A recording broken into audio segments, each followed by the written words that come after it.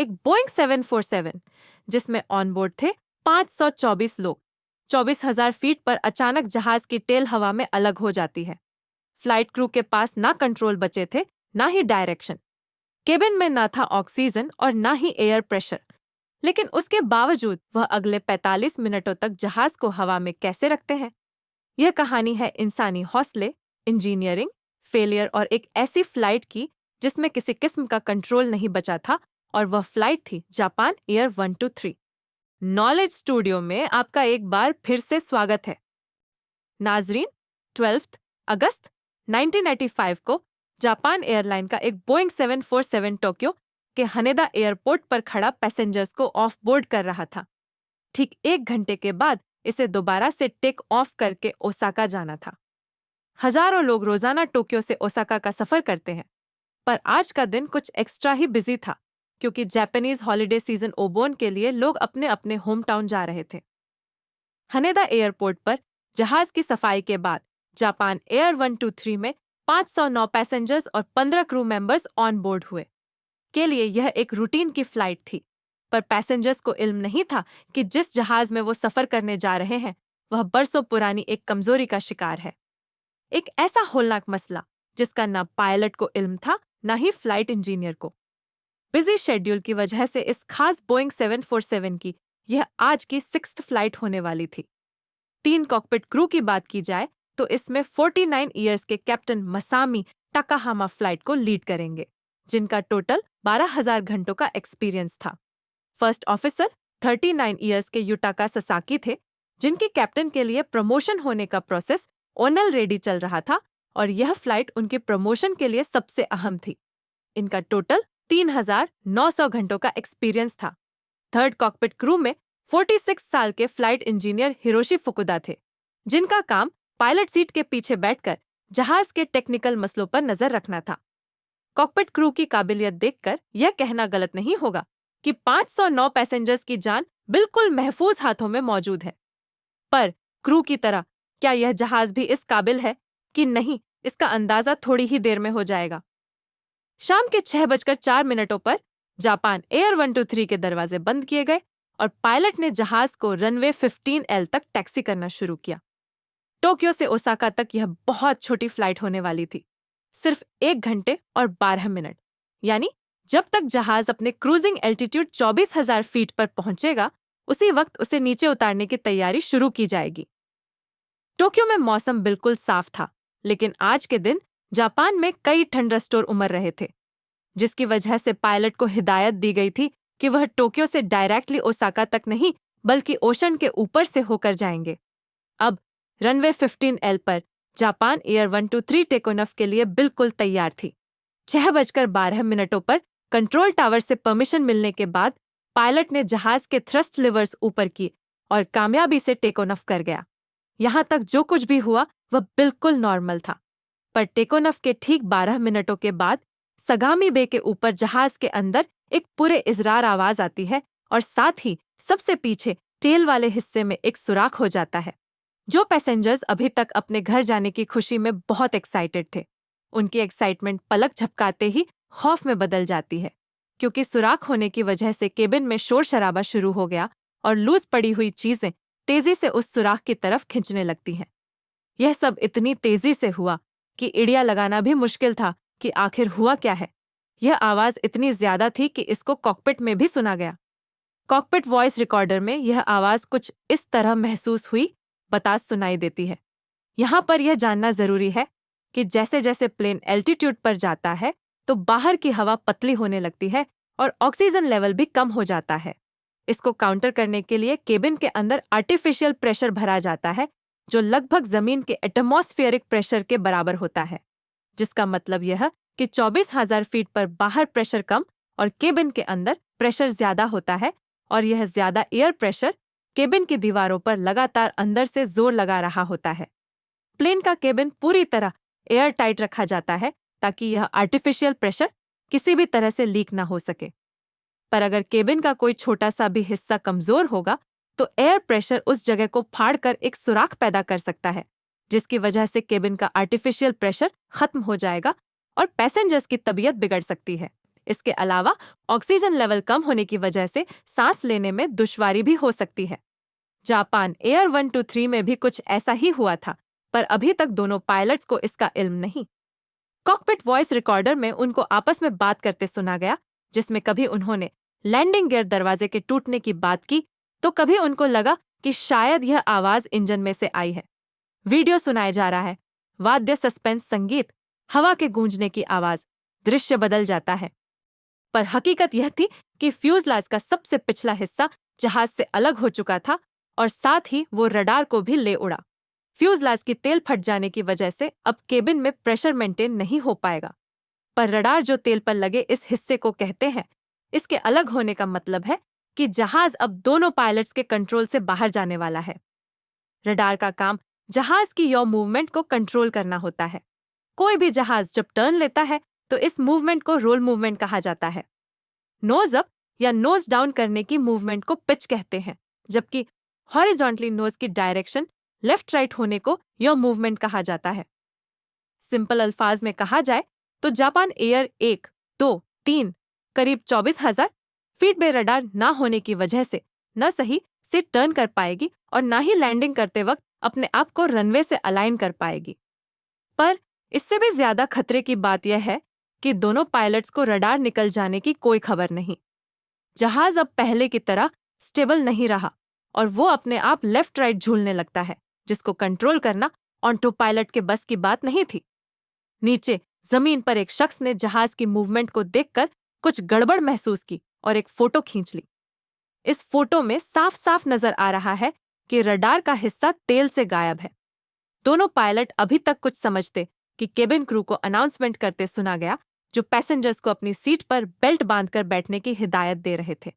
उधर कॉकपिट में मौजूद कैप्टन को मामला गड़बड़ लगा तो सबसे पहले उन्होंने ट्रांसपॉन्डर की फ्रीक्वेंसी 7703 पर रख दी, जो कि एक यूनिवर्सल डिस्टर्ब सिग्नल है। यानी अब तमाम कंट्रोल टावर्स को पता चल जाएगा कि जापान एयर 1, 2, 3 इमरजेंसी सिचुएशन में है। कैप्टन ने फैसला किया कि जहाज को वापस टोक्यो में लैंड किया जाए, पर क्या प्लेन ऐसा करने के काबिल भी है या नहीं। सबसे पहले उन्होंने कंट्रोल टावर को इमरजेंसी सिचुएशन के बारे में बताया और वापस टोक्यो लैंडिंग की परमिशन मांगी। कंट्रोल टावर ने कैप्टन को 90 डिग्री टर्न लेकर टोक्यो में लैंड करने की परमिशन दे दी। फर्स्ट ऑफिसर जो कंट्रोल पर बैठे थे, उन्होंने प्लेन को राइट की तरफ मोड़ा, ठीक 40 डिग्रीज के एंगल में। पर दोनों पायलट यह देखकर मजीद खौफजदा हो गए कि प्लेन का एंगल 40 डिग्री से काफी ज्यादा था। इस मौके पर कैप्टन को चिल्लाकर फर्स्ट ऑफिसर को बोलने सुना गया कि बैंक एंगल कम करो, पर एंगल किसी सूरत कम नहीं हुआ। को पायलट ने बार बार कोशिश की, पर प्लेन उसके किसी भी इनपुट का जवाब नहीं दे रहा था। इतने में फ्लाइट इंजीनियर ने दोनों पायलट को बताया कि हाइड्रोलिक प्रेशर तेजी से कम हो रहा है और देखते ही देखते हाइड्रोलिक प्रेशर 0 पर आ गया। यही वह पॉइंट था जब कॉकपिट में मौजूद तीनों क्रू मेंबर्स को पता लग गया कि प्लेन अब उनके कंट्रोल से बाहर निकल चुका है। जिनको पता नहीं तो उनको बताते चले कि प्लेन के जितने भी कंट्रोल होते हैं, जिसमें लेफ्ट राइट टर्न के लिए लगे एलेरोन्स, पिच के लिए एलिवेटर, स्पीड कम करने के लिए फ्लैप्स, इन सबको फ्लाइट के दौरान, खास तौर पर जब 1000 किलोमीटर पर आर की विंड सामने से लग रही हो, हाथ से हिलाना नामुमकिन होता है। इसीलिए इनको हाइड्रोलिक प्रेशर की मदद से मूव किया जाता है और जापान एयर 123 की जो टेल टूटी थी, वह अपने साथ कुछ हाइड्रोलिक पाइप्स को भी फाड़ चुकी थी। यही वजह थी कि अब जहाज का पूरा हाइड्रोलिक प्रेशर भी खत्म हो गया और कॉकपिट के कंट्रोल किसी शो पीस की तरह रह गए। 24,000 फीट की बुलंदी पर जापान एयर 123 कई मसलों का शिकार हो चुकी थी। केबिन प्रेशर खत्म हो चुका था, ऑक्सीजन मास्क निकल आए, हाइड्रोलिक प्रेशर खत्म होने की वजह से इसके कंट्रोल नाकारा हो चुके थे। और सबसे खतरे की बात यह थी कि अब पैसेंजर और पायलट्स को लो प्रेशर की वजह से हेपोक्सिया होने लगा।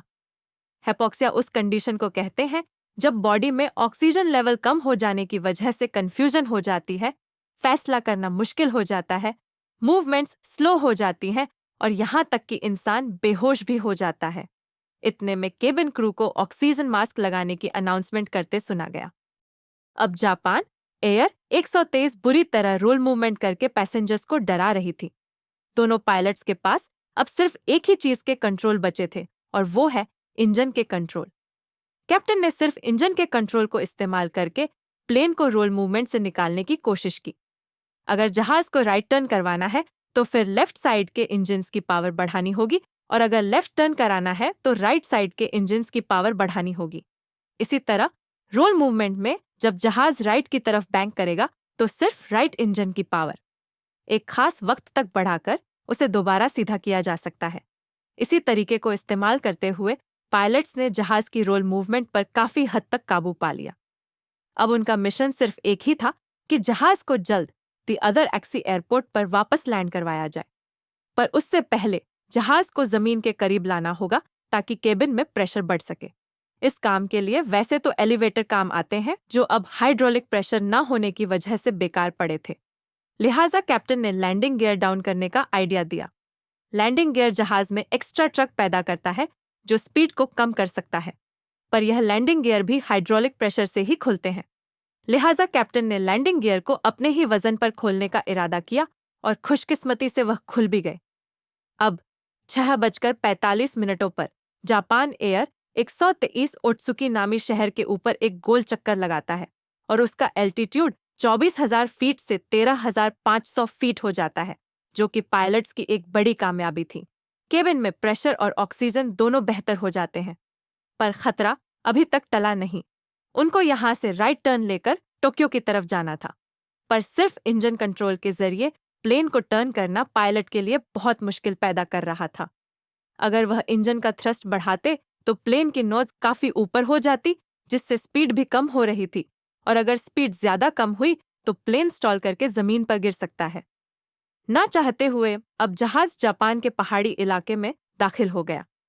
कम एल्टीट्यूड पर बिना कंट्रोल के जहाज को टोक्यो की तरफ मोड़ना एक इम्पॉसिबल टास्क लग रहा था। 6:48 पे कैप्टन को फर्स्ट ऑफिसर को यह बोलते सुना गया कि राइट टर्न करो, आगे पहाड़। पर शायद सिर्फ इंजन कंट्रोल की मदद से इतने बारीक टर्न लेना पॉसिबल नहीं था। इस वक्त कॉकपिट में तरह तरह के अलार्म बजते हुए भी सुने गए। ना चाहते हुए भी जहाज टोक्यो से बहुत दूर माउंटेन रेंज के ऊपर सिर्फ 6,800 फीट पर आ चुका था। कुछ ही मिनटों के बाद 6:54 PM पर कैप्टन की बौखलाहट उसकी आवाज से अच्छी तरह जाहिर हो रही थी, और फिर फाइनली 2 मिनट के बाद कॉकपिट में कुछ इस तरह की आवाजें रिकॉर्ड हुई। जापान एयर का तैयारा टर्न करते वक्त कम एल्टीट्यूड की वजह से एक पहाड़ से जा टकराया। इसके हादसे में सिर्फ 4 लोग जिंदा बच सके, जो केबिन के सेंटर में लेफ्ट साइड पर बैठे थे।